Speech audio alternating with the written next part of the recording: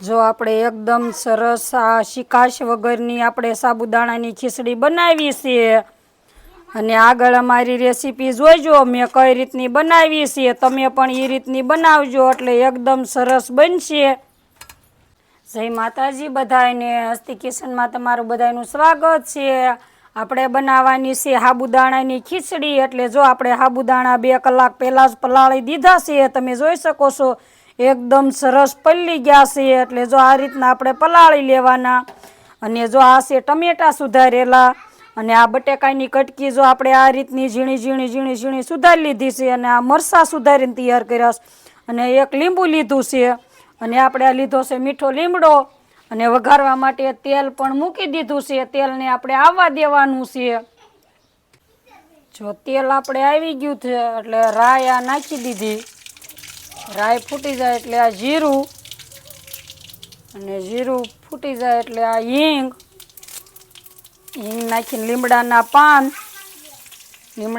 નાખીને આ નાખવાના છે પેલા મરચાં નાખીને આપણે બટેકા નાખી દેવાના છે એકદમ સરસ આ રીતના।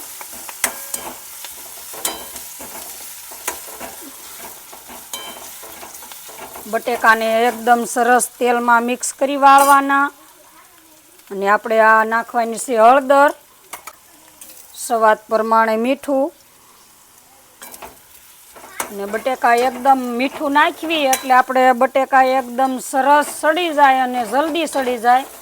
આપણે આ બટેકા તેલમાં સડવા દેવાના છે એકદમ સરસ। આપણા બટેકા સડે ત્યાં લગણમાં આપણે જો આ 2 પાણીએ ધોઈને અને સાબુદાણાને એકદમ સરસ 2 પાણીએ ધોઈને અને તૈયાર કરી વાળવાના છે। જો આપણે બટેકા આ રીતના સડવા દેવાના, તમે જોઈ શકો છો એકદમ સરસ કલર બદલી ગયો છે બટેકાનો। હવે આપણે એમાં નાખવાના છે ટમેટા આપણે આ ગ્રેવીમાં આ રીતના મસાલામાં આ રીતના મિક્સ કરવાના છે અને મિક્સ કરીને ટમેટાને પણ સડવા દેવાના છે। એટલે આપણે આ ફરાળી ખીચડી કરવીને એને જો આ રીતનો જ વઘાર કરીને અને એકદમ સરસ ફરાળી ખીચડી આપણે બનાવવાની છે। એકદમ સરસ અને ટેસ્ટી બને છે આ ફરાળી ખીચડી। એકવાર તમે ઘરે બનાવો એટલે એકદમ સરસ મીઠી લાગે છે। એટલે જો આ રીતનો આપણે ટમેટા અને બટેકાનો વઘાર આ રીતનો જ કરવાનો છે એકદમ સરસ।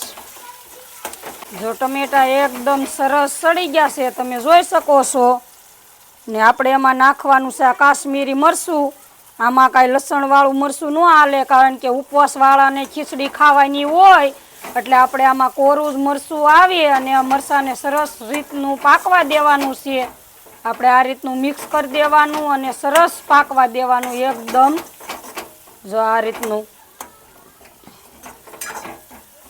ને આ ફરાળી ખીચડી સાબુદાણાની બને એકદમ ટેસ્ટી બને છે અને એકદમ મીઠી બને છે અને ખાવામાં સ્વાદિષ્ટ અને સારી લાગે છે।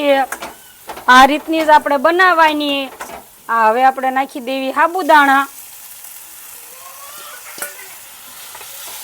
સાબુદાણાને જો આ રીતના આપણે મિક્સ કરી દેવાના એટલે આપણે સાબુદાણા પણ એકદમ સરસ સડી જાય આપણે તેલમાં। આપણે એ રીતનું જ આપણે આમ મિક્સ કરી દેવાના છે સરસ। આપણે સરસ મજાની જો સાબુદાણા નાખીને આપણે મિક્સ કરી વાળ્યા છીએ અને હવે આપણે ધીમા ગેસે આને સડવા દેવાના છે। ધીમા ગેસે સડે એટલે આની શિકાશ સેજય રહે નહીં એટલે એકદમ સરસ આ ખીચડી બને છે શિકાશ વગરની। અને આ ખીચડી બનાવવાની આ રીતની જ બનાવવાની, બહુ ટેસ્ટી બને છે અને સ્વાદિષ્ટ બને છે અને આ ફરાળવાળાને હાલે અને ઉપવાસવાળાને હાલે એકદમ સરસ આ રીતની બનાવો ને એટલે બને। હવે આને ધીમા ગેસે આપણે સડવા દેવાની છે।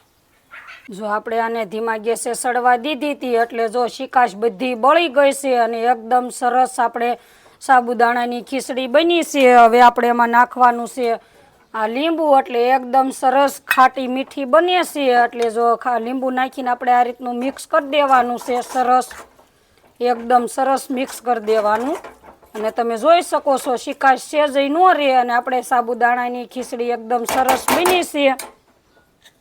હવે આપણે નાખી દેવાની છે આ કોથમરી। આપણે સાબુદાણાની ખીચડી એકદમ સરસ બની છે અને એકદમ ટેસ્ટી બની છે લાઈક કરી દીજો, શેર કરી દીજો અને સબસ્ક્રાઈબ કરી દીજો. આપણે સાબુદાણાની ખીચડી બનીને તૈયાર થઈ ગઈ છે.